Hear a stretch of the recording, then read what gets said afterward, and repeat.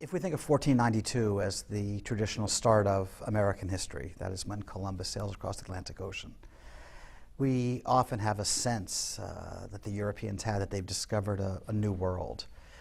And for them it was a new world. I mean, it was filled with great possibilities in all sorts of ways, and they look forward to exploiting those opportunities. But of course we know as scholars that they had arrived in an old world, a world that had already been thoroughly settled. There were millions of peoples across the Americas.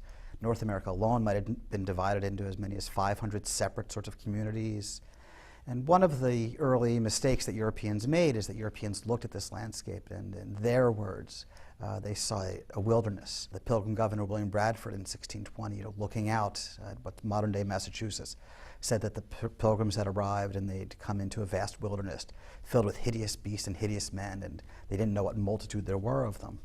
Well, it wasn't a wilderness. It might have been a wilderness to the Europeans, but in fact what Bradford saw and what other Europeans saw was a world that had been shaped very consciously, very decisively by peoples who'd been there for generations, in some places many, many generations.